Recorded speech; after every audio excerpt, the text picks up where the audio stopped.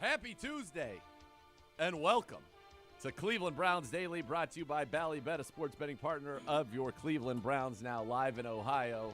Nathan Zegura, the great Gibbe, Jason Gibbs, Bo Bishop on vacation. Assignment. Well, or vacation. Or vacation. However you want to call it there, on a little vacate. Gibbe, what a weekend for us. Let's play Thursday every week. Yeah, what a weekend for us. The Browns clinched the playoffs by 4 o'clock on Saturday. We knew the Browns were the 5 seed.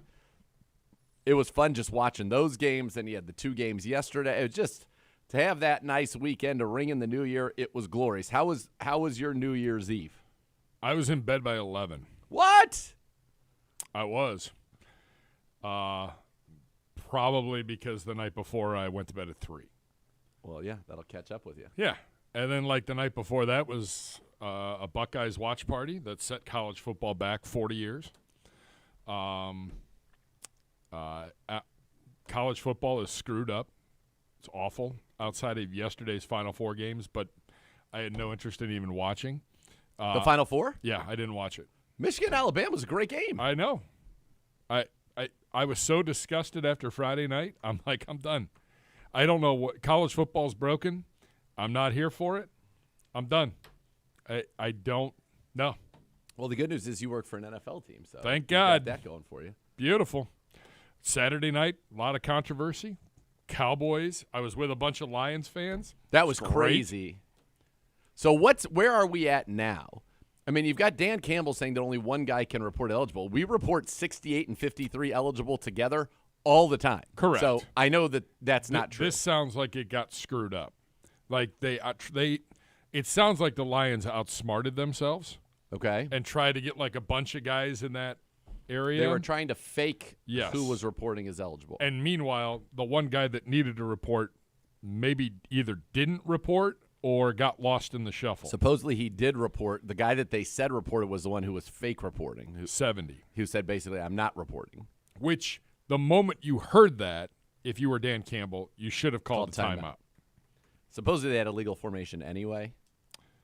Yeah, and there was something with a tripping but on it, the same it feels possession. Like they got. I mean, clearly they didn't do. Clearly, the refs messed this up because immediately that crew is taken out of the playoffs. Within 24 hours. Right. Pretty crazy. So then they did not do it. They messed up, and that could have massive implications for the seedings in the NFC. Especially the Lions should have won that game. That's the first thing I thought of when I saw the Philly final score come in against the Cardinals. I was like, oh, my God, Dan Campbell's going to lose his mind. Like, they have every reason to be angry now. Oh, yeah. And I think on top of that, there was a penalty that was called on Dallas earlier where they called the guy offsides, offensive, or he was back too far. That was bad. Not great. They've got to get the officiating stuff locked up. And I'll say you didn't watch yesterday.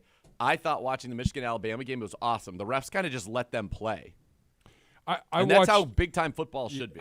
I shouldn't say I didn't. Like, when it went to overtime, I was like, all right, I'll turn it on. I had just gotten home. We were out running around, doing a couple things, and got home, and I was like, I think we're going to overtime here. I might need to watch it. So I did watch overtime, but the rest of it, overtime was great. It was electric. Exactly, but that's all I needed to see. Again, college football. It was depressing. There is a big problem with college football. NFL games were great. I mean the Bengals-Chiefs was better than I thought it was going to be. Yes. In part because the Chiefs are a mess. Chiefs are a little bit of a mess. The Chiefs are most definitely a little bit of a mess. There's no doubt. And it feels like they're a little broken, kind of like Philly's a little broken. Yeah, I don't know what's going on there. I don't know how you lose to the Cardinals. And you can tell with the Chiefs, too, like they're starting to kind of fall apart at the seams a little bit. They're starting to get very, how do you say, antsy, and you see a lot of infighting and people saying what I would call unkind things to one another. Kind of like how I talk to you sometimes. Yeah, but we're not falling apart like they are. No. So No. Let's be positive there. Yeah. It was a great weekend, man. I cannot. It was great just to unplug. Like we got out of here. Uno and I got out of here about 4:30 on Friday. Like I did not open my laptop again until yesterday. So great. So great. Like, so needed. Coach talked to the media at 4 o'clock yesterday. I opened my laptop for that. That was it. I'm like, I'll see you on Tuesday. It's great. And for the Browns, we had been talking about what did we want to have happen. And would you have loved to have the dream for the number 1 seed still alive? Of course you would have. But now that you know what's going on, and Kevin's fans said they haven't quite worked out the plan yet, but it will give you an opportunity to rest some people to get them healthy for the finale. Absolutely. Or for the playoff opener. And so think about Amari needs that time. Elijah Moore probably needs that time. And thank goodness that he's okay. Real quick, I want to read just a couple of tweets that he sent out because that was such a scary thing. You know that I am a huge Elijah Moore guy. I like him a great deal as not only a player but as a person. He tweeted out, this is about 19 hours ago, so this would have been about 5 o'clock yesterday. 6 o'clock yesterday. Thank you to everyone for the love, support, and to all who lifted me up in prayer since Thursday night. Thank you to the Cleveland Browns doctors and the staff at University Hospital taking amazing care of me. I feel extremely blessed to be feeling much better, and I'm excited to get back to work with my brothers as we embark on this playoff run for the city of Cleveland. Most importantly, all praises to the Most High for his covering and protection and everything else in between. All of this simply is a reminder of how lucky and blessed we are to be doing what we love, let alone waking up every day. You never know how quick it can be taken away. Love, love, love, and blessings, Elijah Moore. And could not be happier for Elijah Moore that he is feeling better, and that was, as we said, very, very scary that day, and so that's some very good news at there. The time, I don't think we understood or knew the seriousness of it. We knew he was down. We knew it wasn't great. We figured it was probably a head injury, but the severity of it and not knowing until later on in the night that he was in the hospital, yes. Spending the night in the hospital, But that now you changes give him, everything. He doesn't have to play this week. It gives him 17 days to be back and ready to go, which I think is a good thing for him and for the Browns. Joe Flacco, put it, as we like to say on the show, put him in bubble wrap. I'll see you in 2 weeks. Well, I think the fact that the Browns signed Jeff Driscoll to the active roster and waived Sam Kamara tells you all you need to know. My guess is it'll be either Driscoll starting this weekend or P.J. Walker starting this weekend. Yeah, Amari Cooper. Like, these guys are going to have, as you said, I think you said 16 days to get healthy. These are the guys you don't need to see. Flacco, Bitonio, Posick, Teller, Chief, Amari, Elijah. I mean, I'd say Jerome Ford at this point because he's your start. Let Pierre Strong get all the work. Yeah. That's fine. Defensively, Miles, Dalvin, Zadarius, Awak if he's back, Talk, JOK, Denzel, Greg Newsome, MJ Emerson. Thornhill. Give him another week to get that calf right. I don't need to see any of those guys. The problem is, from a corner standpoint, you're going to have to dress him, but you can bring up A.J. Green, so you'd have Cam Mitchell, you'd have A.J. Green, you'd have Mike Ford. But Ford had a calf. I think he's going to be fine. From Thursday night. I think he'll be fine.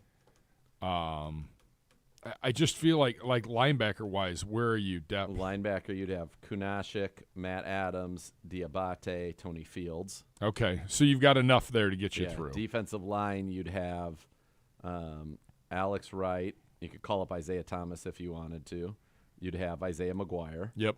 You'd have on the interior Jordan Elliott. Siaki Ika, yeah. You'd probably – Shelby probably might get the veteran, but might have. I mean, you still need to be able to play. You've got to have a rotation still. Yeah. So I mean, there's guys that are going to have to play. Yeah. If Kamara clears waivers, they could bring him back up, and he could play. Both defensive end and defensive tackle. I mean, a lot of these guys are still going to have to dress because they might have to play in the event of injuries to other people. But you want to be as healthy as you can be going into this playoff game. There he is. Look at Scarlett. He's back. He cares about college football. Maybe he can come talk about college football. Michigan, Washington. Great. That quarterback from Washington. Look, Big Ten beat the SEC. I'll give you that. I know everybody hates Michigan. Fine. What do you mean everybody? But not everybody. Okay. The majority of people in this state dislike the University of Michigan. Yeah. But a lot of people from Ohio went to Michigan. I mean, all my friends who went to Michigan were born in Ohio. Kia. the great doctor. McBurnett. McBurnett's a Michigan man. People. Hey, Meatball. it's a big day for them. Congratulations. Now you got to finish the one deal. more game. You got to finish it. They're 4.5-point favorites in Las Vegas. It's a solid number. That's a good start. So this game, we were talking about how it doesn't mean anything for us. It also means nothing for the Bengals. Yeah, correct. They're done. Yeah. Their season is done. So this is a game that literally is an exhibition. Say 5th preseason game. 4th. Well, I guess this year we had the Hall of Fame 5. Don't sell me short there on that. Goodness. Don't sell us short. So this will be game. This is going to be game 21 for us. Yeah. Yeah. And we're going to hope for a 25. If we hit 25, Gibbe, that means we will have had a game almost every week for half of a year. We would, yes. Counting the bye week, we would have. Correct. Well, actually, and then you count the bye week if we made it all the way. And I'm fine it with would that. Be 27 I'm totally weeks. I'm totally down. Jeez Louise. Yeah. It's going to require a few days off on the back end. Yep. All right, based on Sunday's results, the Browns will play the winner of the AFC South in the first round of the playoffs. We've beaten all of them already. We have beaten both Houston and Indy in their buildings where this game will be played. We have not beaten the Jags there. If the Jags beat Tennessee, they win the division. Correct. That's all they have to do. If they lose, the winner of the Colts-Texans game on Saturday will get in. Saturday's got some good games. Saturday's got some juice to it. Ravens, Pukers, and then so the Ravens is interesting. I was talking about this today with somebody at the gym. They're like, are the Ravens going to sit everybody? I mean, do you really sit people multiple weeks? That's what I say. 2 weeks, you have the bye anyway. Yeah. Maybe they play a half, but probably get them some. I think you'd still want to get guys some action. Now, somebody's banged up. No. Sure. But 2 weeks off is a long time. Now, Vegas has the Steelers as a 3.5-point favorite, which means they think the Ravens are sitting people for sure. Texans-Colts is a good game. And then there's really – I mean, the NFC the South Bills-Dolphins game is actually going to be a very good well, the NFC South because all the Bucs have to do is they just have to beat the Panthers. Yeah. Maybe they did not look good last week. I'll tell you that much. They did not look good last week. So here's the deal. Miami clinches the AFC East Division title with a win. Jacksonville clinches with a win. Jacksonville clinches a playoff berth with a tie and a Pittsburgh loss or tie, or a Pittsburgh loss, a Denver loss, and Houston-Indy doesn't end in a tie. Buffalo can clinch the AFC Division title with a win. They clinch a playoff berth with a tie or a Steelers loss, a Jags loss, or a Houston-Indianapolis tie. I hate when they get in these tie scenarios. You're taking segment 2 away from us. But No, that's sorry, all right. sorry, No. That's okay. We haven't gotten to the NFC. Finish out the AFC because I know Uno. No. You're fine. No. We adjust on the fly. Yeah. Uno mentioned it earlier. There's a scenario where somehow the Bills can not make the playoffs or finish with the second seed. So the Steelers would make the playoffs if they win and Buffalo loses. They win and Jacksonville loses, or they win in a Houston-Indianapolis tie. Houston gets into the playoffs with a win and a Jacksonville loss. Houston clinched the AFC South Division with a win and a Jacksonville loss. They get into the playoffs with a win, a Jags loss, and a Pittsburgh loss. So it feels like to me Buffalo would be out if they lose and Pittsburgh wins and the Jags win. Yeah, there's these things need to be written. Did Uno write it more clearly on here? I literally took this from the NFL. From the playoff? Yeah. So it doesn't give you it doesn't spell out as clear like how they would be eliminated as well. But yes, Buffalo clinches with a win or a tie, a Steelers loss, Jags loss. So my guess is they would, based on this, they would be out if they lose, Pittsburgh wins and Jacksonville wins. Well, Miami's got some things that they've got to decide. They got a quarterback that's banged up. I believe Bradley Chubb has an ACL. He's done for the year. Yeah, they shouldn't have had him in that game. Yeah. They should not have had him in that game. Waddle and Hill are both dinged up. Mostert didn't play. Yeah. Do you just, because you're in the playoffs, do you take maybe we win the division, but most likely we don't, and let's just move forward? Or are you trying to get the home game?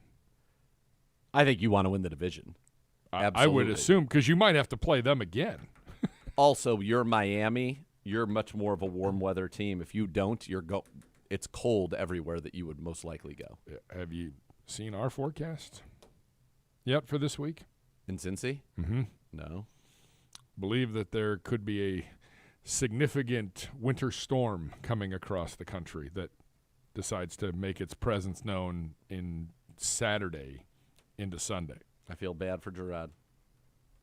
I feel bad for us traveling because I think it could get very interesting. The weather forecast not great early on. The Weather Channel says we're watching a potential for a major winter storm. Oh, yikes. Yeah. Winter's here. Happens. It does happen. All right. Well, there you go. So that's like the AFC. There's still a lot to be determined, but this Sunday went a long way to determining we can look at the things. AFC right now. Like Baltimore winning, that locked them into the number 1 overall seed. Kansas City, because they won the AFC West. Eighth year. And they stay ahead of the AFC South. That's what you were worried about. There was a scenario. Although, to be honest with you, I'm not that worried about them. When you watch them, Kelsey, unfortunately, has lost like 2 steps, it feels like. Yeah, he's showing every sign of his age. Which he's 34. 34 years old. Yeah. And, I remember going back. Remember he got hurt in that game against Minnesota? And it really feels like he hasn't been quite the same since. Still had a great season. I bet he probably is. I bet his stats this year would surprise me because it just lately has not been great. But he was very productive this season. Just you can tell he is not the dynamic threat that he has been in the past, and their offense is not the dynamic threat. So he's at 93, 984, and 5, which is a far cry from 110, 1,392, 125, and 9. I mean, he had scored 32 touchdowns this season before that. This is his lowest total of yards since 2015. My guess is they'll play him to get him to 1,000. But you look at like lately, 16, 44, 28. He hasn't scored a touchdown since November 20th when they played the Eagles. Jeez. Was the last time. So he's gone 6 straight games without a touchdown, 6 straight games without a 100-yarder. He just hasn't quite been the same. In fact, he's been under 60 yards receiving in 6 of his last 9 games. He was over 60 or better in 5 of the first 6. And the only one he wasn't, he had a touchdown. So he's been struggling a little bit. But so you're locked in. Yeah, you're locked in. We will watch. Now, I think it's interesting that they put the Texans Colts on Saturday, because if they put the Jags Titans there, that game still had juice, and then the AFC South. I think it's so interesting that they put this one where these guys aren't necessarily sure they're playing for anything, right? Like they could still make the playoffs. There's still a playoff spot. So if Indy wins, they make the playoffs over the Steelers. If Indy wins, they would be in. If Houston wins, so whoever loses, it seems like whoever loses in the AFC South clinches a playoff berth no matter what. If the Jags were to win it. No. Houston, Indy, the winner is in the playoffs. The Period. question is, do they win the division? Yes, right, exactly. So that's why I like that. I don't think there's any, the Jacksonville game still means something. Yeah. So, but I kind of like that one first because then like that sets up for the next one to be all right. Is it just for the playoffs? But then again, it still is a win and get in game. You just don't know if you're the 4 or you're the 6, 7, which is a big.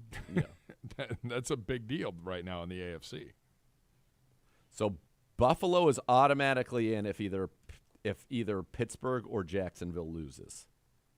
They're automatically in. Yeah. And somehow the Squealers, title.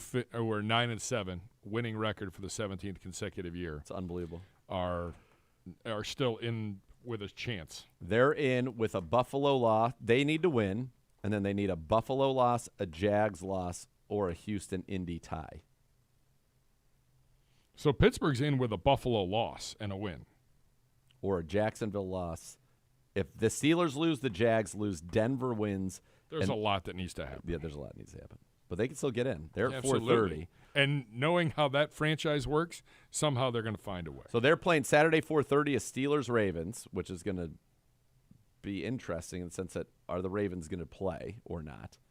And then you'll get that game, the Houston-Indy game. Yeah, nice little Saturday. Yeah, it's not a bad Saturday at all. Not a bad way to kick it off. I mean, the good news is for the Browns is that, we haven't been in this position. This last game doesn't mean anything. We've been in the position. We've just been on the other side. No, from a positive standpoint, Yeah, right? Yes, we've certainly been in some meaningless Week 18 games, but I'm talking about from a positive standpoint where this game can't enhance our standing, and we are in the playoffs. The Browns have punched their tickets to the playoffs, and what a special time it was. By the way, I don't know about you, that game seems like it was like a year ago to me. The Thursday? Yeah. Yeah. Like a week ago today was the day after Christmas. Yeah. That seems insane. So the players were off, and coaches too, Friday, Saturday, Sunday. Now I know there were guys in the building on Friday, but by early afternoon it was a ghost town here. By about 2:00. Yep. Everybody was off Saturday and Sunday.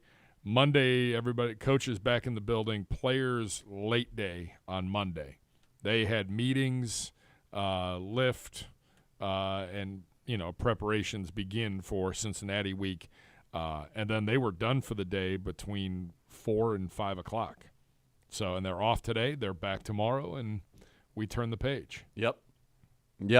So, here we go. And again, tomorrow we'll get to hear from Kevin Stefanski. We'll probably get a little bit more insight as to what the plan is in this game. And my guess, I think we pretty much have it, that there will be a lot of people not necessarily playing for the Cleveland Browns. All right, when we come back, we'll run through the playoffs again real quickly on the AFC side, but more in depth on the NFC side. You are listening to Cleveland Browns Daily, brought to you by Bally Bet.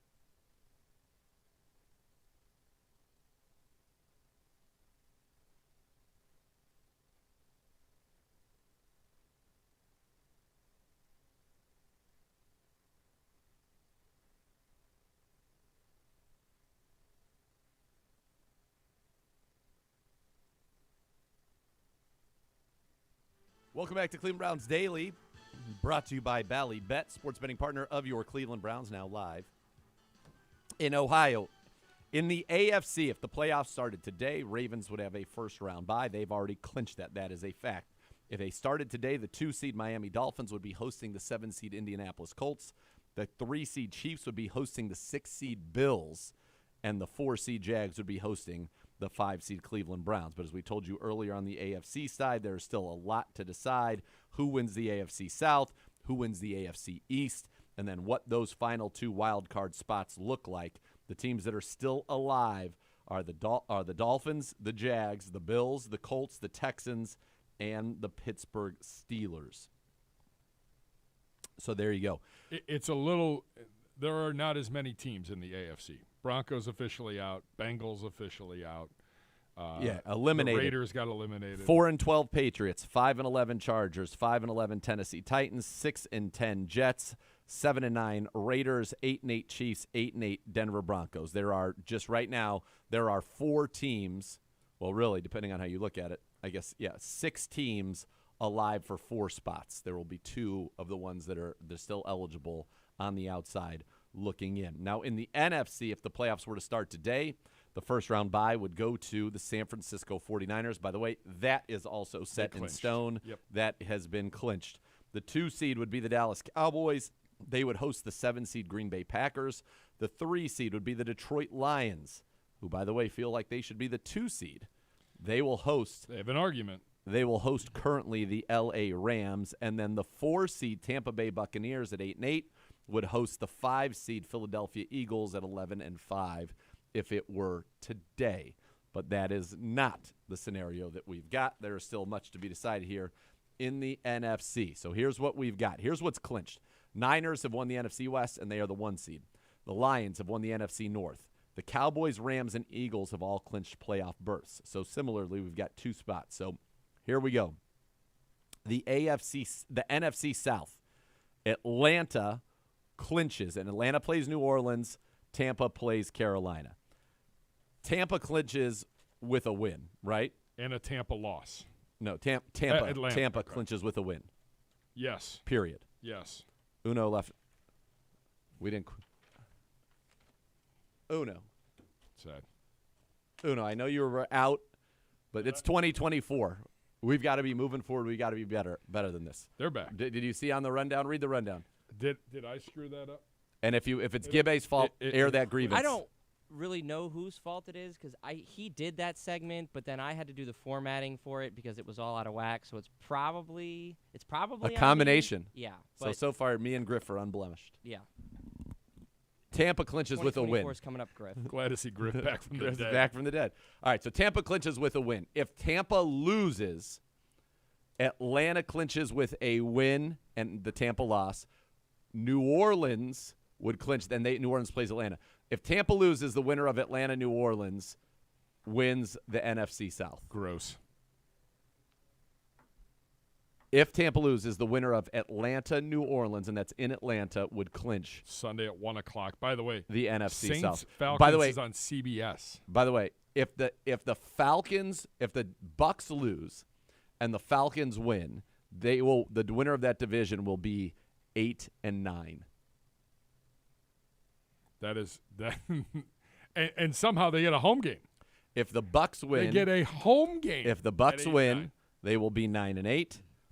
If the Bucks lose and the Saints win, they will also be 9-8. All right, Dallas Cowboys, they clinch and they play Washington. They clinch the NFC East with a win or a Philly loss. The Eagles can clinch the NFC East division title with a win and a Dallas loss. Dallas, Eagles obviously, are at Giants. Both of those teams should win their games. Correct. Eagles at Giants, which means the Eagles will stay 5 seed. The Cowboys will stay, most likely, the 2 seed. Well, they would say the 2 seed. They would clinch that up.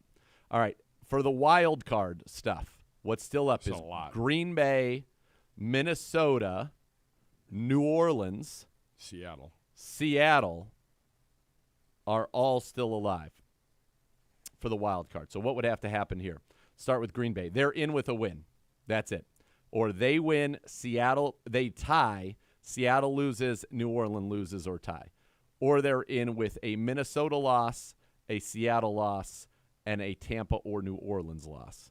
Basically, Packers win, they're in. Minnesota would get in with a Vikings win, a Green Bay loss, a Seattle loss, and a Tampa or New Orleans loss. The Vikings are quite the uphill battle. Yes. The Vikings are on the outside looking in right now. New Orleans gets in if they win and Seattle and Green Bay both lose.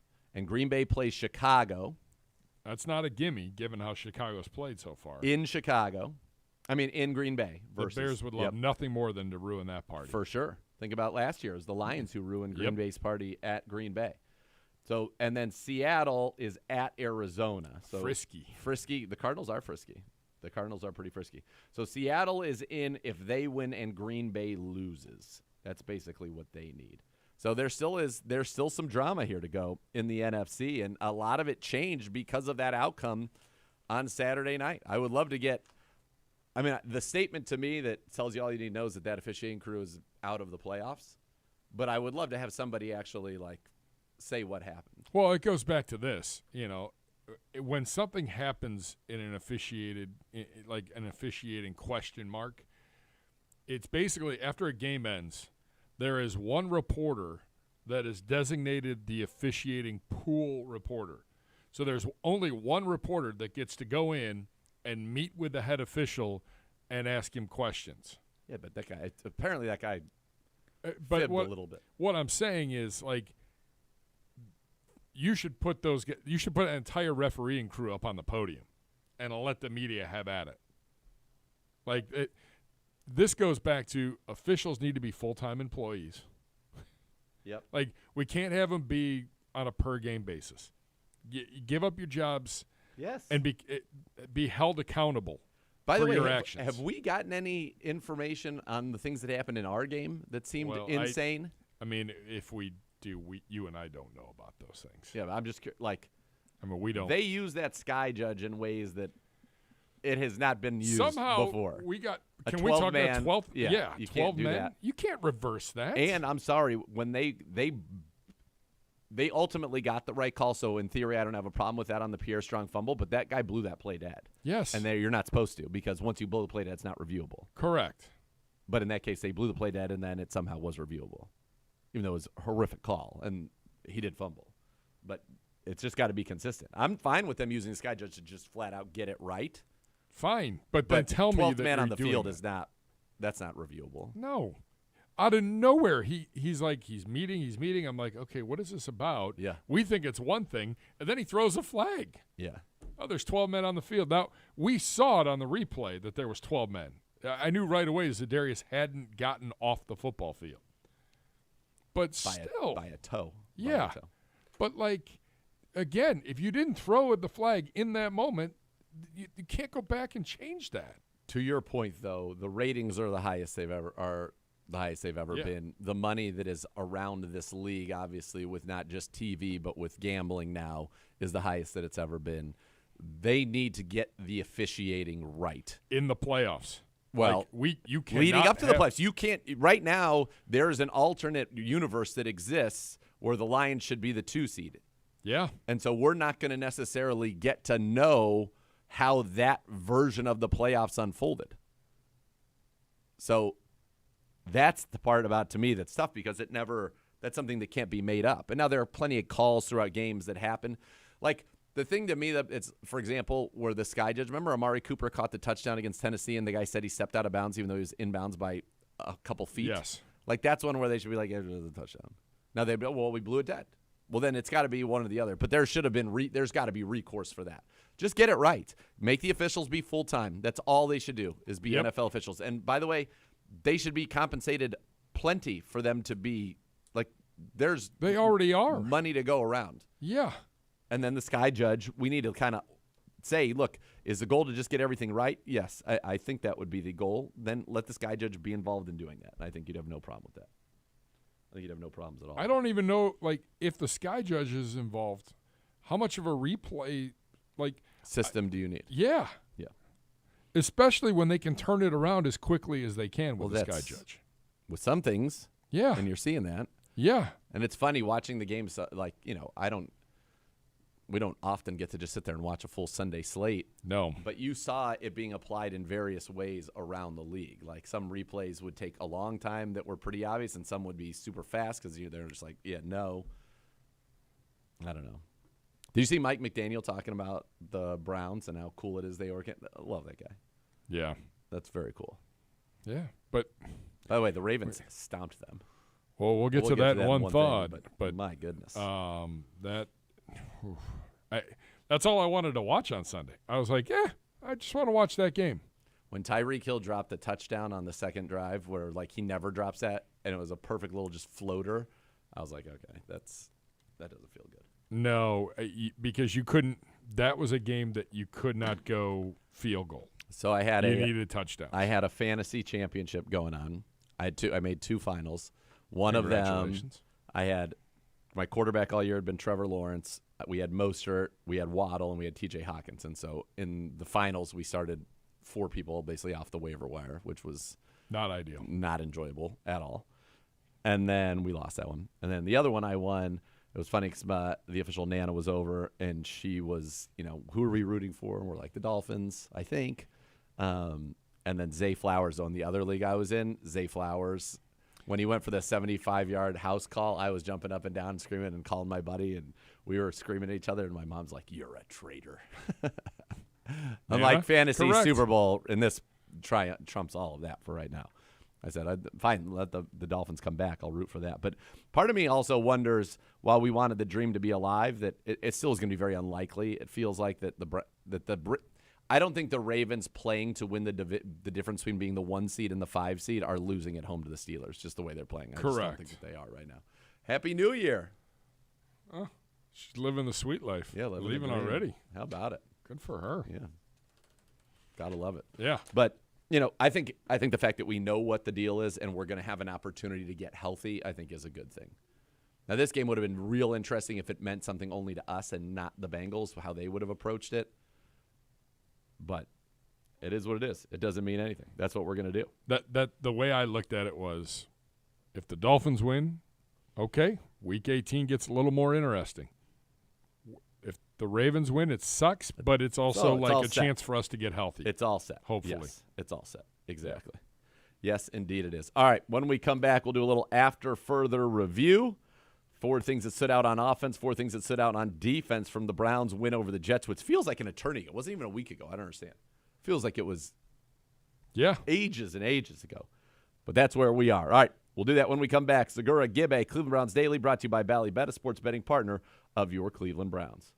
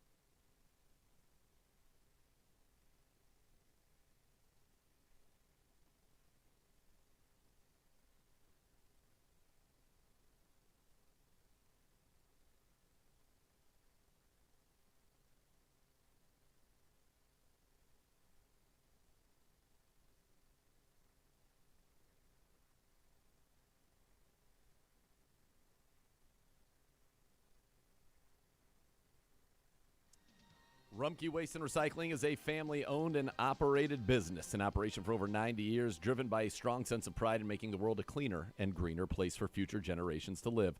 Learn more by visiting www.rumpke.com. All right, Gibby. A little after further review, my Little friends. after further I know it was like 5 days ago. review.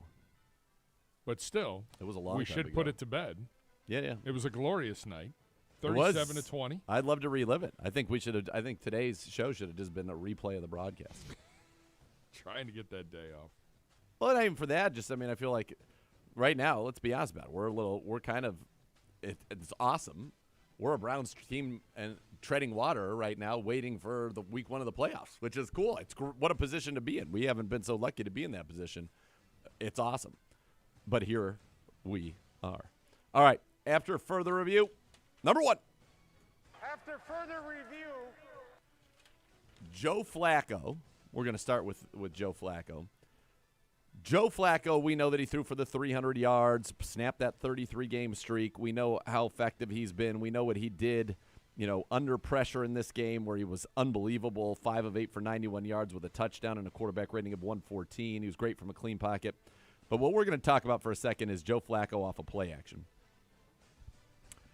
Joe Flacco averaged 12.3 yards per attempt. He threw a touchdown off of play action. And one of the reasons why I think Joe Flacco has been so good this year is on the play action. It's not just the scheme and what's being designed by Kevin Stefanski, which is very, very good. It's his ball handling. It's the way he executes these hard play actions. The fact that he really sells them. And I thought no better example than the one where he faked the handoff, kind of tucked the ball, stood like he was still, and then rolled out to the left and hit Jordan Akins. That is poetry right there. That is art. Joe Flacco, the play-action game has been unbelievable for him. And you look at for this whole season for Joe Flacco in terms of what he's been able to do off of play action for the season. 64%, 12.8 yards per attempt, 7 touchdowns, 3 picks, 123 quarterback rating. He has just been sensational off of play action. 6 big-time throws, just stunning. And it's a combination of his ability to take that pre-snap picture, turn his back to the defense, come around, get a quick picture, know what to do with the football, and then do it and make spectacular throws. But it's that hard action is creating a lot of space in that 10 to 19-yard window. Number 2. after further review, Elijah Moore in this game I thought was spectacular. I thought Elijah Moore, the way that he stepped in for Amari Cooper and really was the number 1 receiver, and quite frankly, it was kind of obvious when he went out, right? This offense, the passing attack, when he went out, the passing attack went way down. Now, game flow had something to do with that as well, but Elijah Moore in that opportunity, and now that we know that he's doing all right, stepped up big. 6 catches in the first half, 6 targets, 5 catches, 61 yards, and a touchdown. Not to mention the opening play of the game on offense for us was a perfectly legal 14-yard catch or so to Elijah Moore. So it should have been 6 for 75 and a touchdown in the first half. They called offense pass interference on in a weekend of some crazy bad calls. That was maybe one of the worst. I thought that he was sensational. And you got a glimpse of what he could be, obviously in a situation where he's counted on more to be the main guy.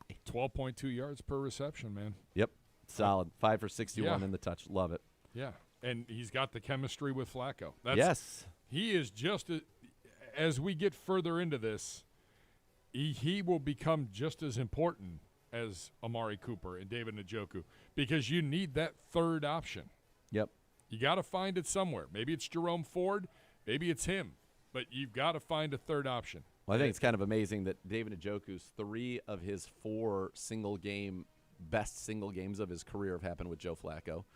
Elijah, 2 of his 3 best career games have happened with Joe Flacco. All right, those are top 2. Speaking of the Chief, number 3. after further review, Just an elite tight end. I realize he finished with 134, had 100-plus in the first quarter, was on pace. He was the first Browns tight end to ever do that. But it was the fact that he came up huge on third downs. First drive, 3rd and 15, he gets the first down. Second drive, 3rd and 12. The one-handed catch runs us down, and then the Browns were in business. Those are the money downs in the NFL. 8 targets, 6 catches, 134 yards, average 22 yards per catch. and think about what he was able to do after the run after the catch. He's been the best yak tight end in the league. He's one of the best blocking tight ends. He's unbelievable. 47 awesome. Yards short of the record, tight end record. For a single season for the Browns? No, single game. Single game for the Browns. Ozzie Newsome. Yeah, he's got to be it was close. 181, so you needed 48. He was right. He had a chance, but I think if it was a different game script, he may have gotten there. But we didn't necessarily need to throw the ball in the second half. We just needed to tick, tick, tick, tick, tick, Correct. roll, and the Browns were able to do that. All right, number 4. After further review, I thought the backs in this game played very, very well. Jerome Ford, 12 carries for 64 yards, but then out of the backfield, 2 for 57 and 2 touchdowns. Kareem Hunt exploded on that touchdown run. That's the best I think we've seen him look in a while. He had 10 for 31 and a touchdown. And then Pierre Strong, just hold on to the ball, Pierre. Help us help you. But he looks so dangerous. 4 carries, 29 yards, 7.3 a pop. He continues. Ford leads the team in rushing yards. Kareem leads the team in rushing touchdowns. He has a career-high 9. And Pierre Strong leads in yards per carry. He's just got to hold on to the football. But that was the other thing. Stop turning the ball over. Please. We put the ball on the ground Please. 4 times in this game, lost 2 of them. Chief lost a fumble. Pierre lost a fumble. Joe Flacco had 2 fumbles but didn't lose any of them. And then we had the 1 interception, which was kind of an incredible play by Jermaine Johnson. But the Browns need to just stop turning the football over. The Browns stop turning the football over. There's no limit to what this team is capable of doing. Now, you'd say, yeah, but we turn it over and we're 11-5 anyway. True. We're 3-4 on the road. I have a chance to get to 4-4 on the road, and we're going to have to win on the road the rest of the way, pretty much. Now, there are some scenarios where we could end up hosting like the AFC Championship game, but it's more likely that we're going to have to go out on the road, and when you go on the road, you got to take care of the football. You can't give away easy touchdowns on the other side. All right, to the defense we go. after further review, All right, number 1. How about Alex Wright? Alex Wright, Obo goes down. Yeah. Alex Wright now has a sack in 3 straight games. He's got a career-high 4 sacks on the season. He has stepped up in a major, major way, and it's been awesome. Made the great play on the run in Chicago on that 3rd down when they tried to run the jet sweep.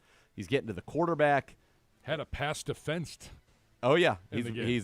He's very good at that. He had a sack, a tackle for a loss. I think Alex Wright, the way that he has played, has become a big, big deal for this football team. Yeah. Because you needed that 3rd guy, and he's stepped up. Obo, you hope you get him back, but Alex Wright has stepped up and really blossomed here in the second year. They knew it was going to take some time for him, and you're seeing that pay off. Number 2.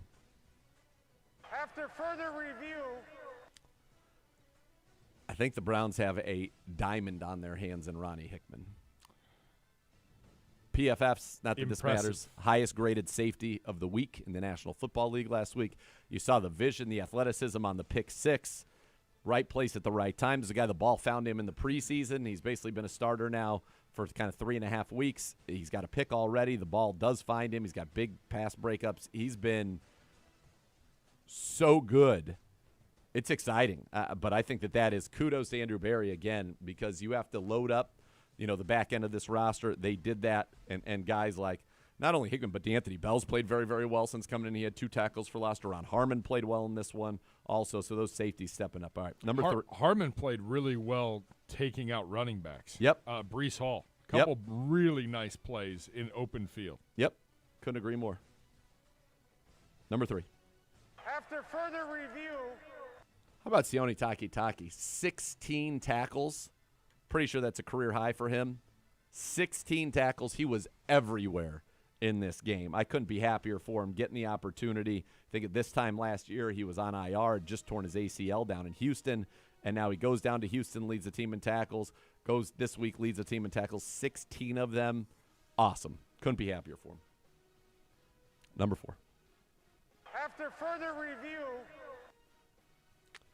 Just a quick Pro Bowl lobby here, because I don't know that we're going to see any of these guys again. I think Denzel Ward is playing at a Pro Bowl level. MJ Emerson is playing at a Pro Bowl level. I think, quite frankly, Greg Newsome, especially over the last kind of half of the season, is playing at a Pro Bowl level. JOK, 11 tackles, 2 tackles for a loss, giving him 20 of those on the season, playing at a Pro Bowl level. Myles Garrett, 14 sacks, only player in the league with 14 or more sacks in the last 3 seasons. He had 4 quarterback hits in this one. Just couldn't quite seal the deal a few times, was getting held on every play. He's been unbelievable, but I think there is a real path to 5 Pro Bowlers on the Browns defense this year.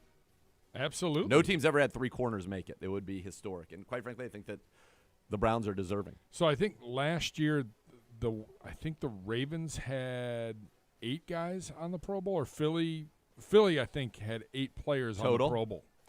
And it was one of our Fact or Fictions on Thursday night. Like, I think you can get to 8 on this team. I think okay. Best case scenario, anybody that's like even remotely in makes it, right? All right, so I think best case scenario, this is best. On the offense, Petonio, Yep. Teller, I think Posick could make it. He deserves that recognition. He's been a top center. Njoku, yep, Chief. I think you could certainly make case Amari Cooper is having a career year. And again, this is totally best case scenario. And then Dustin Hopkins. Yeah. Okay. And then on defense. And then on D, the 5 we said. So Miles. What about Dalvin?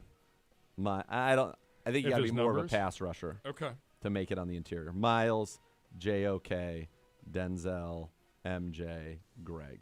So, I mean, I think there's a path to 10 would be everybody that's possible really to make it makes it. But my guess it's going to be more. I think you're going to be at. I think Chiefs a lock. I think Dustin Hopkins is a lock. I think Miles is a lock. I think JOK is a lock. I think one of Denzel and MJ are locks. I think you have and Betonio will be a lock. I think you'll have 6. I think you'll have 6 locks, and then it'll just be who makes it around that, which will be fun to see. Yep. Speaking of somebody who would be in the Pro Bowl if there was one for announcers, the voice of the Cleveland Browns, Jim Donovan, joins the show, kicking off hour number 2 here on this Tuesday. You're listening to Cleveland Browns Daily, brought to you by Bally Bet, a sports betting partner of your Cleveland Browns, now live in Ohio.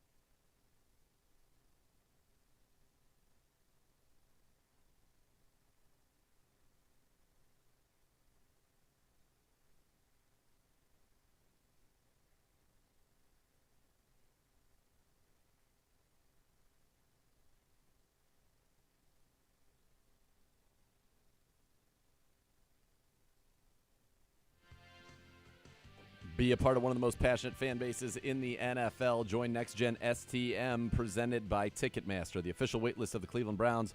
Being a Next Gen STM is the best chance to become a season ticket member in future seasons. Visit clevelandbrowns.com/nextgenstm to reserve your spot today. What a delight now as we go out onto the hotline. There's my camera. Boom. Go out onto the hotline, and the voice of your playoff-bound Cleveland Browns, Jim Donovan, joining the show, brought to you by Twisted Tea Hard Iced Tea, an official sponsor of the Cleveland Browns. Keep it twisted, Cleveland.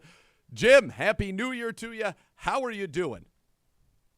Happy New Year, Nathan. I am doing great. I have been doing great since Thursday night. Yeah. I have to tell you, I know there's a 24-hour rule with teams. All right, we have 24 hours to celebrate. I have extended that personally. And I have just had a smile on my face since Thursday night. And a lot of people around Cleveland are in the same type of facial expression as I am right now. You know, I went to we went out on Saturday night to the Hofbrau House. Have you ever been there to the Hofbrau House? I have downtown not. Cleveland? Down in downtown? I have to tell Yeah. you. I hear it's a right in good time, downtown. though. Oh, my gosh, it was great. But the people were in such a great Yes. mood, and a lot of it was spiced by the Browns. I mean, everybody was just in such a great mood, and it's been that way everywhere you go down around town, I think.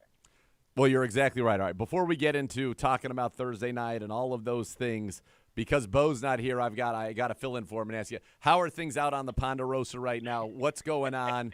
Got some rain, we got some snow, we got a wintry mix. How you doing? I'm doing good. I am in the barn, as a matter of fact. This is my studio for Cleveland Browns Daily. I love it. When I appear on the show, I'm here in the barn, and all present and accounted for as far as horses are concerned. And they are like football players during the cold weather that get those big capes put around them. They've got all their blankets on, so they're doing good. They're eating hay, and they got their blankets on. Life is good. I was going to say, sounds nice and cozy. Good to be a horse on the Donovan at the Donovan estate. All right, Really? You've gotten to do, obviously, throughout your career, some very, very cool things. With everything that, obviously, you've gone through personally, what this team has gone through professionally for all these years, where did Thursday night and getting to make that final call, where does that rank for you when you look back on your career in terms of some of the special moments you've gotten to be a part of? Oh, it's right on the top. It's right at the top. It really is. Because and I know a lot of other people, but I'll speak for myself. I have always dreamed of being in a big game like that, and to be able to call it is even better. But to have that stadium have a big game atmosphere with a lot riding on it, and that was the scenario on Thursday night. And it exceeded what I always dreamed it would be. It really did. The fact that it was a night game, and it's the only game, and it's a nationally televised game, and it's a win-and-you're-in game, oh, my gosh, it was just incredible as the game went along. It really was. And I would, the two of us would look at each other every commercial break, and as the lead widened for the Browns and grew, we would look at each other and say, hey, let's just let that clock run. That's right. And get this thing over with, and so we can, really celebrate this thing. But, it really is at the top of my list. It really was. Because everything was just so perfect. The crowd was perfect. The pregame was perfect. The game was perfect. And the after celebration was amazing. It really was. And, this obviously second year that I've been able to have that vantage point on the crowd during games. And I've never seen anything like it. I mean, for people to understand, we would go into like a commercial. They would play one of your touchdown calls on the big board, and then everybody in the sections in front of us would turn around and start like cheering for you and cheering for us and the Browns. It was crazy. It was electric. I mean, that's the word I keep using. The electricity in that stadium, especially when we got that fourth down stop, and then it was like, okay, now it's just a matter of time until this game ends. Right. It was truly something special, right? I mean, we've seen this crowd. It's the best fans in the NFL, but there's just a belief, and you could tell it's permeating from the team into the crowd, and I thought it was so special to kind of see that, and it felt like we almost had our own interactive theater right in front of us of everybody turning around throughout the game. Yeah, it really was. I mean, it's been that way. I mean, you've been there all year, and I've been there in and out, but certainly down the stretch here, when, we've been coming down the stretch with these home games, and, there's a bigness to every game because you're in that wild card category, and you're wondering if you're going to get in. You still have some outside hopes of the division, but the games are all big, and the crowd is so intelligent about that. There's such a good football IQ with our fans, and they know that they have a role in the game at Brown Stadium, and they know when it's third down and that defense is out there on the field that they want to get them going, and they don't have to be cued, by any announcement that it's third down. They realize that, and they're up and they're ready. But it's a big game, Nathan, when the crowd is so in that stadium and so pouring emotion out during the pregame warm-up. That was the situation on Thursday night. Any Browns player that came out of that tunnel was met with a rousing cheer, and it was just great. It sure was. Just thinking back, it's making me smile. And you're exactly right. Anywhere I went in this city, I mean, people are wearing Browns gear everywhere. Browns flags are everywhere. Everybody is smiling. Right. It is a very special thing, and it leads us to something that we're both familiar and yet also unfamiliar with. We're familiar with our final game of the season not necessarily meaning anything. We are unfamiliar with it not meaning anything because we're already locked into the playoffs, into the 5 seed. What do you make even of this week coming up? Because it feels like there's no stakes for either team. It's kind of almost an exhibition, and you got to balance maybe the desire to keep this great rhythm and this winning going with let's get this battered team healthy and give us our best roster possible going into the playoffs. Yeah, it's a very, very rare situation for really a lot of teams, and certainly us.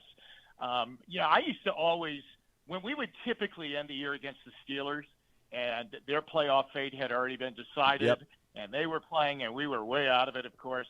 And you would say, I used to say to myself, gosh, I envy them right now that they're in this position. How great it would be that there's Big Ben on the sideline, and he doesn't have to worry a thing about this game because he's just wondering who they're going to play in the playoffs.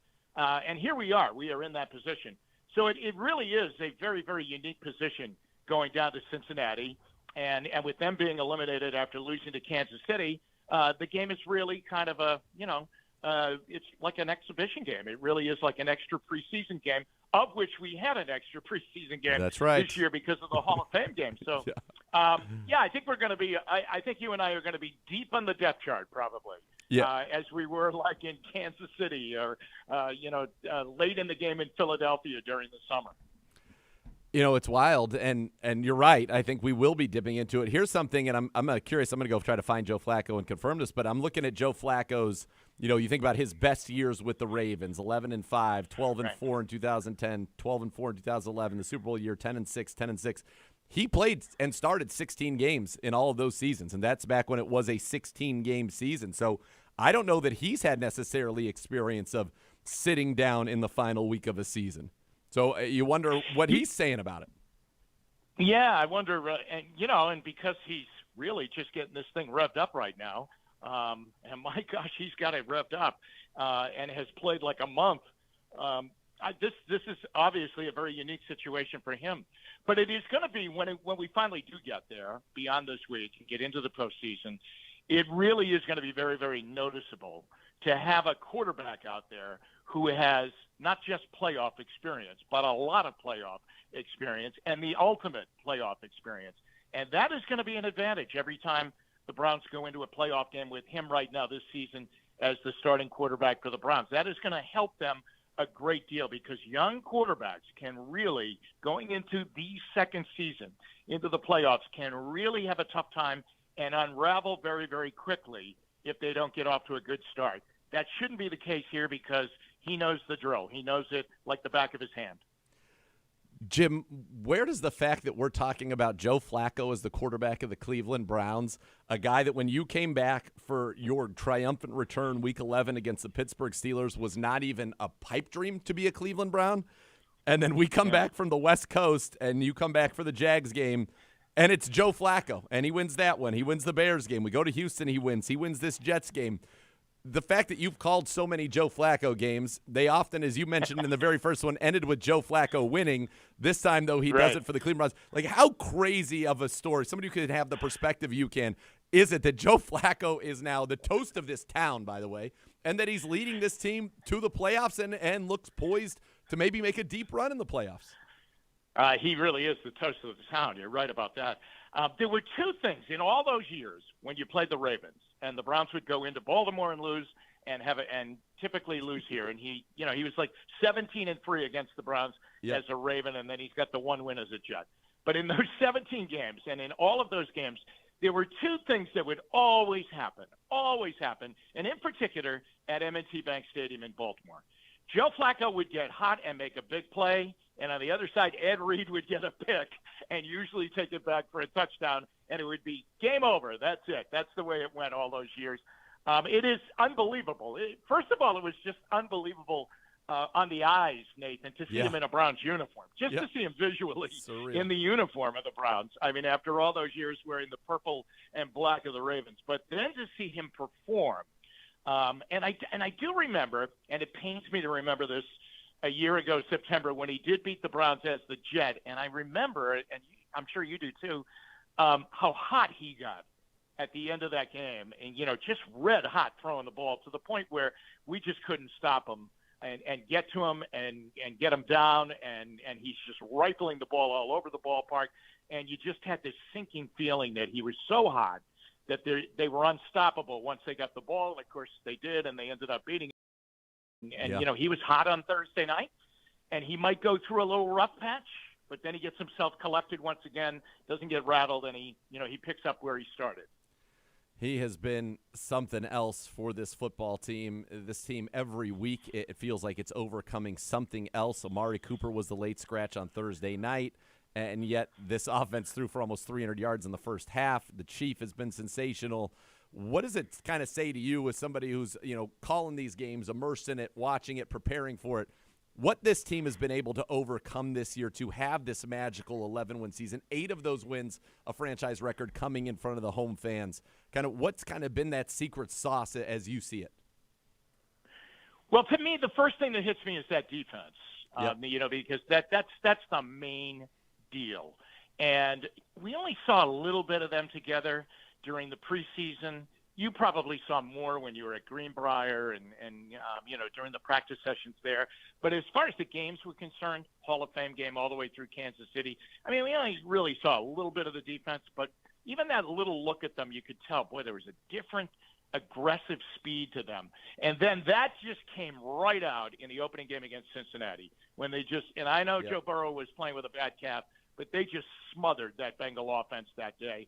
And there was just no way Cincinnati was going to score. So that's the first thing that really is the calling card. But when you think about it, Nathan, because of all the different quarterbacks that the Browns have had this year, numbering now 4, they've really had to play 4 different kinds of offense because each quarterback was different.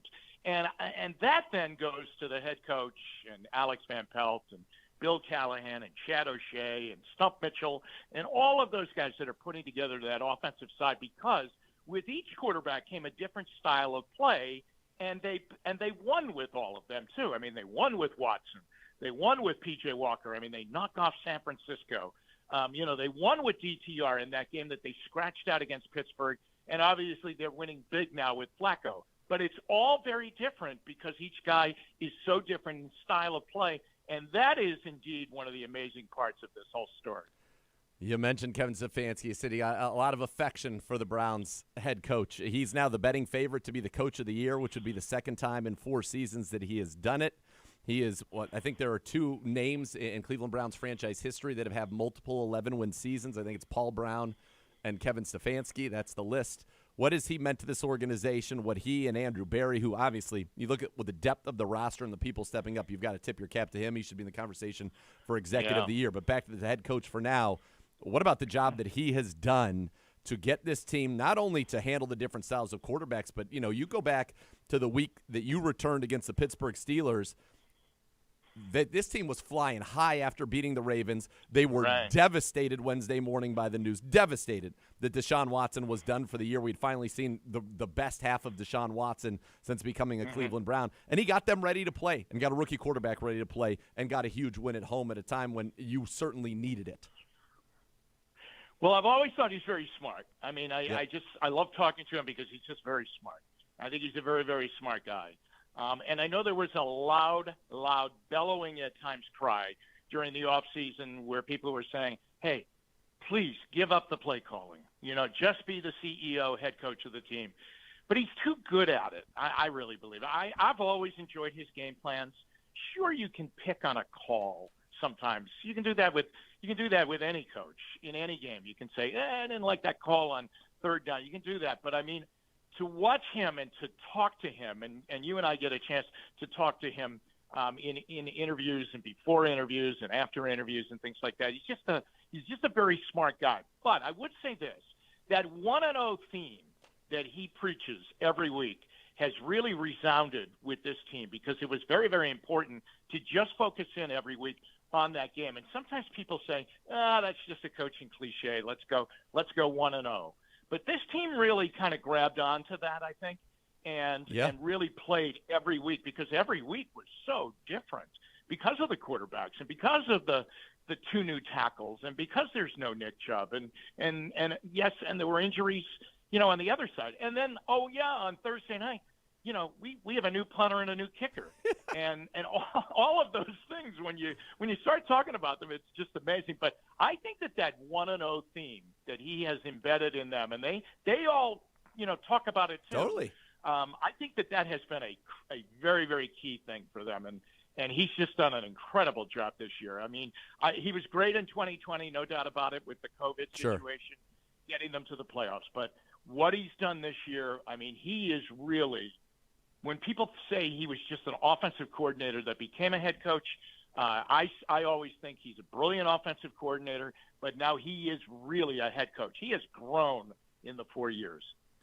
There's no doubt that he has, and he's got complete command. And you mentioned the 1-0 mantra. When you see Amari go up in his post-game speech, he says 1-0.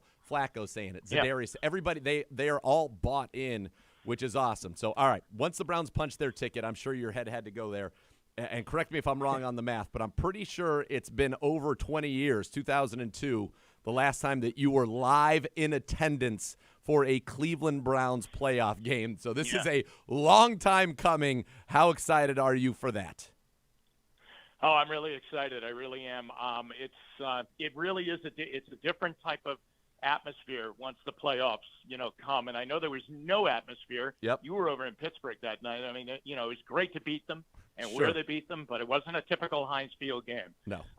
It really is something. I mean, it's incredible. The funny thing about, I have to tell you this story though. The funny thing about the 2002 team, when they made the playoffs that day and they beat the Atlanta Falcons, they had beaten the Falcons, but they still weren't in the playoffs.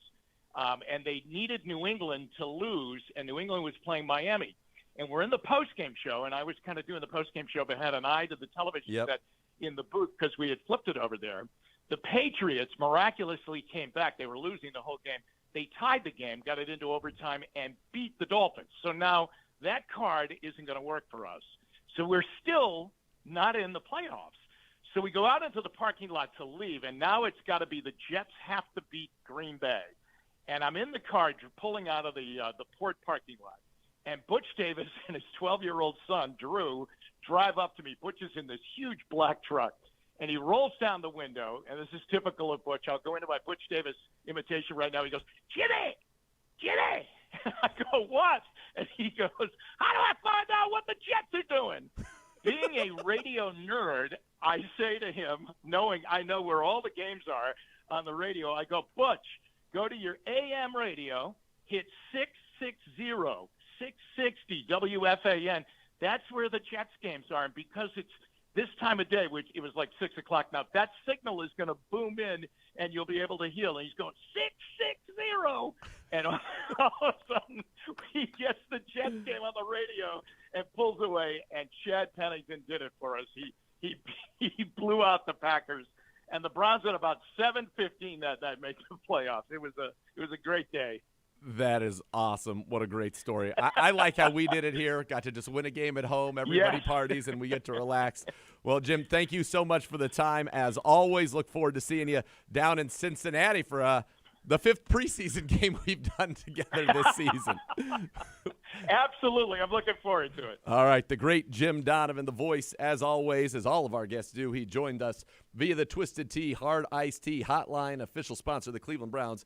Keep it twisted, Cleveland. When we come back, Jerome Ford was at the podium. 5 receiving touchdowns on the season. That 51-yarder was one of the more impressive plays you'll see all year. Hear from him next on Cleveland Browns Daily.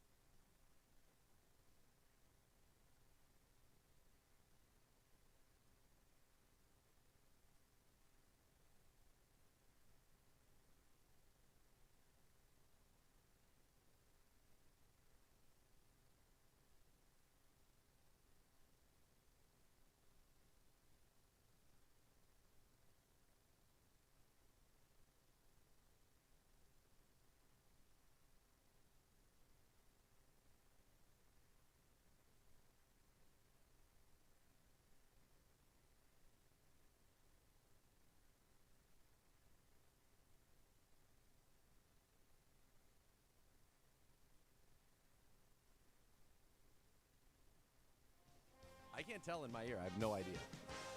I have no idea. Look, you can listen to it. I have no idea. I can't tell. What in my is ear going if I'm on in or with not. your? Why? I don't know. I think it's because it only goes into one of the 2 ears. So I think I need to have this ear, and then I can kind of hear it. You should be able to hear it out of 2. I'm telling you.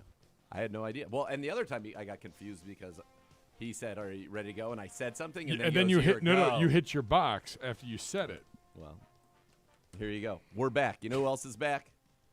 Jerome Ford at the podium. He, of over 100 total yards and 2 touchdowns, certainly helped, I'm sure, many of you in your fantasy titles, in addition to getting the Browns into the playoffs. He was at the podium yesterday. Here he is. Why do you think the run game You're down. so successful versus Jets after the struggles the previous couple of weeks? We were just able to hone in on our coaching this week, and gel together. O-line was clicking, and we were clicking as a running back group. So I feel like that was one of the big things, being able to get that done in practice this week and go out there and do it on the field. Did you feel like you ran any differently in that game? It looked like you ran really hard. Yeah, just like I said, the offensive line, just seeing them push dudes out and reset the line of scrimmage, put dudes on their back. It kind of just traveled to the backs, and we like, yeah, we gotta do it. Hey, Jerome, as a player heading into this last regular season game, knowing a lot of starters have the potential to rest, what's that mindset in preparation for the Bengals, and even looking forward to that first playoff game? We pretty much has been same focus as every other game. We looking to go 1-0 this week. We got a opponent in our division, and we know they're gonna come out and give us their best shot. So we're gonna go out there and put it on film and go out there and give our best shot. When you're in the room this week and with the potential of some of you guys resting, are you talking to the guys that would step up and having conversations with them for their moment like you have all season? Just the same as always. You never know who could go down or something like that. So we always talk about, hey, if you're, whoever's number's called, make sure you're ready to step up. And yeah, pretty much, we looking to go 1-0, and whoever number's called, we're gonna be there. Yeah, Jerome, just wondering, when you got a chance to watch your 50-yard catch and run over again, were you pretty proud of the way you looked, just like ready to run through a wall on that particular play, the tackles that you broke and all that kind of stuff. And did the fact that, were you a little even extra fired up, that Nick was there, smashed the guitar? I mean, did you feel like you had to go out and, represent for him and all that sort of stuff? Yeah, definitely. Always. Ever since Nick went down, we kind of been like, we gonna play for Nick and that kind of stuff. But my favorite part about the play actually is if you look at the very end of the play, you can see Marquise Goodwin shoot across the field and just knock somebody out. And I feel like that was a big help in the touchdown. And like I didn't realize it until I watched it again on film. I'm like, dang, he really smacked that dude. So yeah, that's my favorite part of that play. Hey Jerome, you obviously looked really hard this year. Would you like some time off Sunday to rest up for the playoffs, or how do you look at that personally for you? Like I said before, AFC opponent, in our division, looking to go 1-0. So I'm ready to come up, step up, do what I got to do to get the win. My number's called. But do you think you need rest? That's probably something for Coach Stefanski. Hey, Jerome, I was looking at what you said about that 50-yard touchdown after the game, and you talked about the scramble drill, aspect of it. I guess what's that been like developing those kind of plays and that kind of chemistry with Joe since he got here so late? And how do you think you guys have done that? We had already been practicing it, and just to get Joe involved, you can see it paid off for us on Thursday. I was gonna say Sunday, but Thursday. And just continuing to drill the little things, because when a game comes and the situations come up, they can be big plays for us. Hey, Jerome, going to the playoffs, it'll be your first time. Like, how will you personally handle these next 2 weeks, whether you play or don't? Just kind of getting prepared, whether it's mentally and physically, for the trip to the playoffs. Right now, and we're not even looking at the playoffs. I'm just continuing my routine and getting ready for the Bengals right now. So just making sure my routine is still intact and making sure that I'm ready when my number's called on Sunday to play against the Bengals. And I know you had that big touchdown, the play after Elijah got hurt, but I was watching the replay, and you're standing right there. You're calling for the medical people. So how scary was that moment for you to see Elijah down like that? It was really scary. I ran over there to pick him up, and everybody could see what happened on the play, but he wouldn't get up, and he kind of jolted, and like it was scary for me, especially seeing a teammate like that. And I didn't know what was going on. I just knew he needed help, and I wanted to make sure that he got the help as fast as possible. Yeah, Jerome, in watching some of the highlights again over, you see Joe out there yelling, let's effing go, and fist bumping, and pointing to the sky after your touchdown, and just all the things that he did during the game. And I think a lot of people think of him sometimes as sort of a buttoned up guy. So my question is just, how fiery is he? How fired up does he get? And how maybe, I don't know, are you surprised about any of that stuff? Joe get real fired up. on those big plays. He get fired up all the time. Yeah, he can be a button up dude like you said, but I feel like for the most part, in practicing in games, he get real fired up and he bring a lot of juice in there. You're up. All right, that is Jerome Ford. They're not actually tough for a guy to be asked on Monday what the plans are. Nobody knows exactly what the Browns are going to do this Sunday against the Bengals. Yeah, but I in fairness, you got to ask, of course, because I mean, they I'm sure some people have already been told. I would imagine. I would think so. Or they're going to find out tomorrow. Correct. For sure. Yeah, I think that the coaching staff's working through all of this. So I get it, but yeah, I mean, and frankly, as is the case, like we're not going to give you a lot. Like we're focused on, like Coach said it yesterday. We want to win this game Sunday. Yeah. Like we're putting together a game plan. We're not just going to lay down and get ready for the playoffs. Of course. No. So, I mean, there's a little bit of gamesmanship still, and it's a divisional game. You heard Jerome Ford say it. It's still important. It is very important. By the way, watching the playback, and I love what he loved was Marquise Goodwin. So when he catches the ball at the 40, Marquise Goodwin's completely on the other sideline, sprints around, and is able to get a nice block right at the very end. He takes out number 94. It's pretty amazing. The defensive tackle, Solomon Thomas, which was unbelievable. The great little effort, the little extra things that turn big plays into touchdowns, and that was huge for the Cleveland Browns. Great job, by the way, of Joe Flacco getting out there. Still crazy there was not a penalty called on Quinnen Williams on that one. But nonetheless, touchdown Browns, one of those great iconic moments. By the way, the white uniforms, if it weren't for a lot of crazy stuff happening in Pittsburgh, you might have gone 3-0 in those. You beat the Niners, you beat the Jets, you won your 2 in a row. So that's good because I think they look awesome, and I'm excited that there's going to be some positives going forward. All right, when we come back, one thought from every Week 17 NFL game. You're listening to Cleveland Browns Daily, brought to you by Ballybet, a sports betting partner of your Cleveland Browns, now live in Ohio.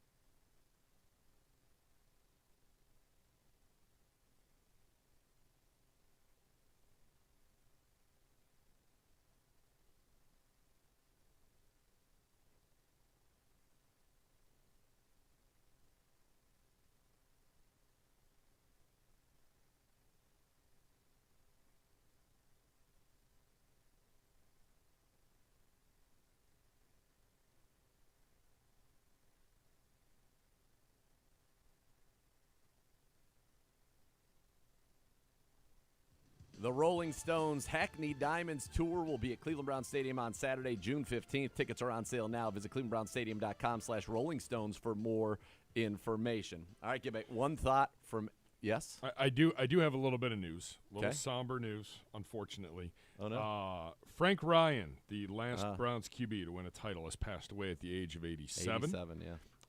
Led the Browns to a 27-0 win over the Baltimore Colts in the 1964 NFL Championship. My father was there, my uncle was there, my grandfather was there, and my great uncle was there. Wow. In the family's tickets, threw 3 touchdown passes to Gary Collins in that game. Unfortunately, passed away from Alzheimer's. 13-year career in the NFL. While he was winning the championship in 1964, he was also going through the process of getting his doctorate in math. He then went on to teach math at Rice University, then went on to become the athletic director at Yale. Jeez. Quite the life. 52-22 as a starter in the National Football League. Wow. Frank Ryan has passed away at the age of 87, one of the Browns' legends, and I mean legends, and the reason why this franchise has the proud history that it does. My father speaks very, very highly of that man. Big Frank Ryan guy? Yes, very big fan. Well, certainly thoughts and prayers with his family, and obviously, yeah, you mourn the loss of a Cleveland Browns legend. Yeah, indeed. Our guy Tom McCarthy on the call of the game, by the way. I know. How about it? Yeah. T-Mac, I was texting James with Lofton, him a couple days ago. Yeah, we haven't had James in forever. So I think the last time we had him was the Browns, Bills, in Detroit. Oh, yeah, because the one crew couldn't get there. Yeah, I did. Yeah, you're right. All right, let's go, because we have 10 minutes to do 14 games. One thought every Week 17 game. Cowboys 20, Leons 19, Zagura. I still don't really feel like I totally understand what happened at the end of that game. By the way, Brad Allen's crew, which is out of the playoffs, is doing Steelers-Ravens on national TV. Which Cannot make either one of the make the Steelers feel good, but good. I don't know about that. You just got to get these things right. This was an awesome game, awesome finish. It was. It helped Miss K win her fantasy league. She won by only a couple points. But if we tuned in late to this game, so all we watched was the Lions from the point that the Cowboys made that 40-yard field goal to take the lead, and then the Lions went down, or to go up 7. The Lions went down. So she had the Dallas kicker. That was 4. It's a PPR league. She had Amon-Ra St. Brown and Laporta. They caught every pass on that drive. Every single pass that was thrown by Goff on that drive was to Laporta or Amon-Ra, and then Amon-Ra scored, and that won her the title. So she won that league now the first year that was in existence, and now here. So they said you're the bookend champion. You're the only person who ever could be the bookend champion, and you're the bookend champion. So is the league going away? No, but she is, as of right for a calendar year, at least she's going to be the bookend champion. Okay. I was going to say. I was confused. Yeah. Ravens 56, Dolphins 19. Oof.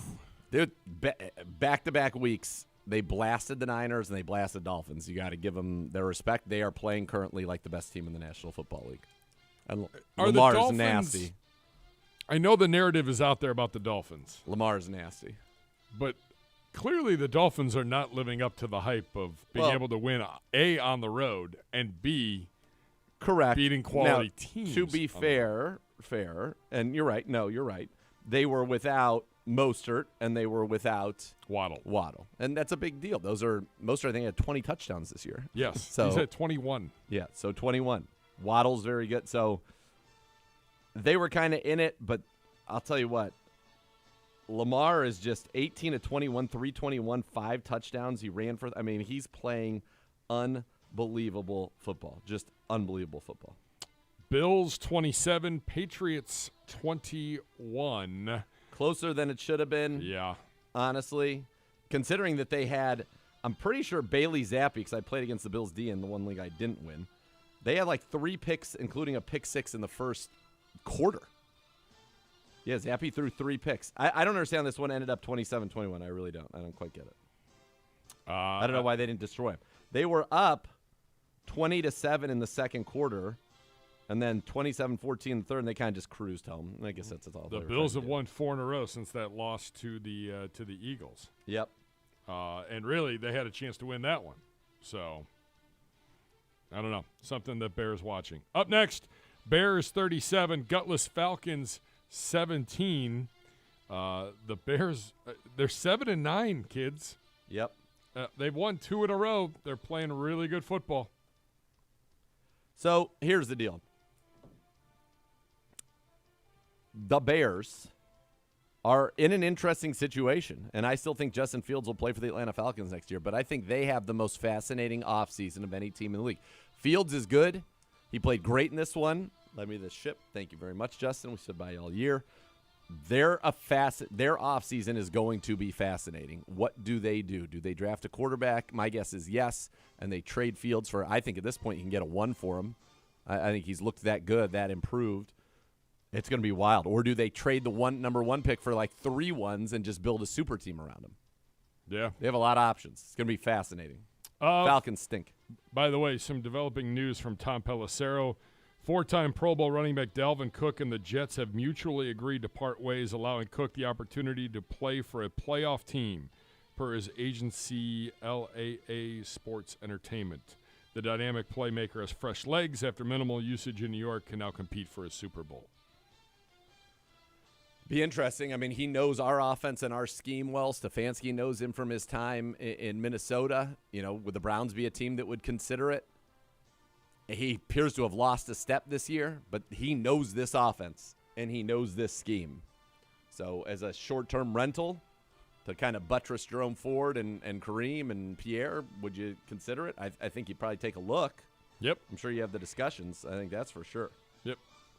All right, to the AFC South, Texans get back on track. C.J. Stroud back 26-3 over the Tennessee Titans. Yeah, Will Levis left. Yeah, they knocked him out of the game. The Texans, to me, are the scariest NFC South team. AFC South team. Who's counting? Yeah, they're the scariest one because they've got the quarterback, they've got an offense that can put points up on the board, and then their defense, when they're healthy, that defense can get after the quarterback. Stroud, 213 and a touchdown. Singletary's running it well. Nico Collins is the top target, and he's been very, very good. And then you think about the defense, you know, they got Will Anderson back in this one. He had 2 sacks. They still are without their leading sack getter, Grenard, but Derek Barnett's getting sacks every week. They're good. They're good. They're the team that I think is, if you were to rank the 3 teams, I'm not afraid of any of them. We've never lost the AFC South or with Kevin Stefanski as the head coach, but they'd probably be the team that I would least like to play. Yep.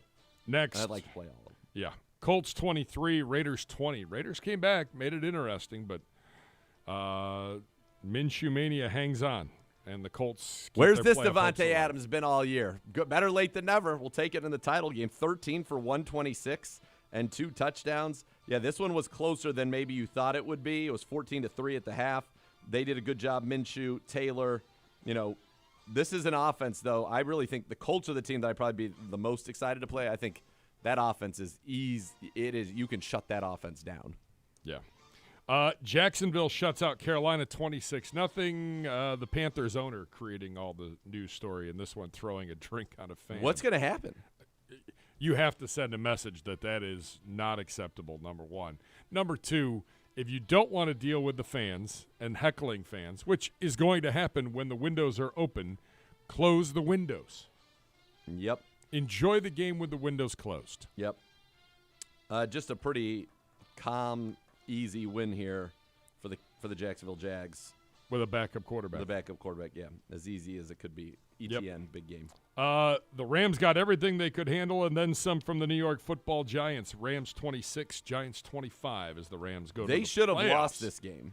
By the way, Kyron Williams, thank you very much. Not 1, not 2, but 3 touchdowns. Chef's kiss. Thank you so much.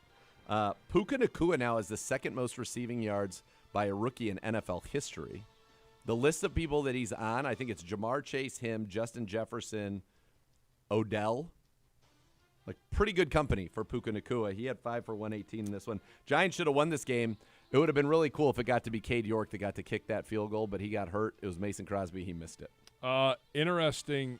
You know, that could have been a huge loss. We talk about Stefanski. We talk about Coach of the Year candidates. I think under the radar, and a guy who probably should get mentioned in the conversation is probably McVay, because no one thought this team was going to be anything. We thought they'd be fire sailing at the trade deadline. Instead, they're going to the playoffs. Yep. Next, Cardinals 35, Eagles 31 in a game that I don't understand how the Eagles lost, but they did. It's wild. Kyler Murray, 25 of 31, 232 and 3. Connor, 128 and a touchdown. Connor also caught a touchdown. They played great. This Eagles team, they're just off. They're not explosive at all. You know, A.J. Brown, earlier this year, listen to what he did. This is the start of the season. 7 for 79, 4 for 29. Then he goes on a tear. 9 for 131, 9 for 175 and 2, 6 for 127, 7 for 131, 10 for 137, 8 for 130. He has only had one 100-yard game, though, in November and December. He has not scored since November the 26th. They just have lost their way. There's something broken with that offense. I don't know exactly what it is.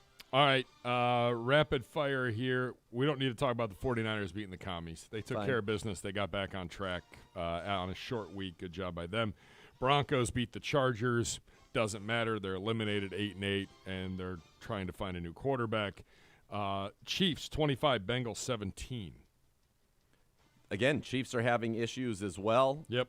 You saw people fighting on the sideline again for the second straight week. It just they don't feel like a team that is making a run, but they've been to 5 straight AFC Championship games, and so they've got some of that mystique, but they're going to have to go do it on the road. Mahomes has never played a road playoff game, and he's going to have to this year. And then the other one was Saints-Tampa. Yep.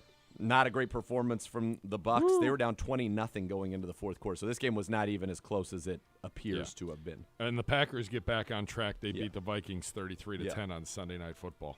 Gross game. That should have been flexed. That should have never stayed on Sunday night. I don't know why it did. Should have never stayed, but so be it. And then the Steelers beat the Seahawks 30-23. Whatever. Yep. Still not going to get into the playoffs. Yeah, exactly. Whatever. All right, so much more to come here. You are listening to Cleveland Browns Daily, brought to you by Ballybet, a sports betting partner of your Cleveland Browns.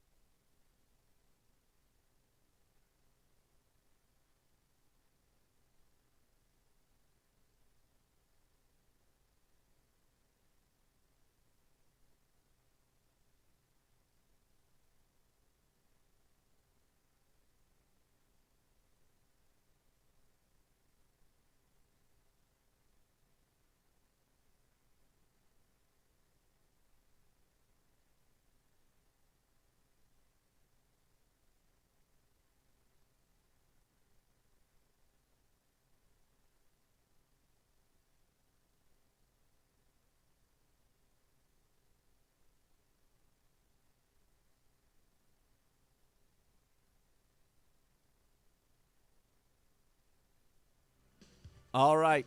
What do we got coming up this week, Gibby, for the people? Tomorrow we're back at it, right, Coach? We Everybody? turn the page to the Bengals. Man, it's the already Northern Wednesday. Kentucky Bengals. That's right. I'm going to call them that this First week. Friday. First Friday. Their business might be picking up on the set by Friday. What's that mean? Could be some larger-than-life luminaries making an appearance on this show. Why are you keeping me in the dark? Because I haven't had a chance to even talk to you about it. All right. Well, hopefully you can do that. It's going to be a pretty really fun awesome. surprise. I heard about it earlier. You know Uno? It was mentioned to me that it's a possibility. It would be a Uno really knows? fun surprise. Really? I haven't seen you. What do you mean? We've been hanging out all day. Well, we were doing a show. Unbelievable. All right, folks, the next level is next. Thank you to the voice, Jim Donovan, for joining us. You've been listening to Cleveland Browns Daily, brought to you by Bally Bet on 850 ESPN Cleveland.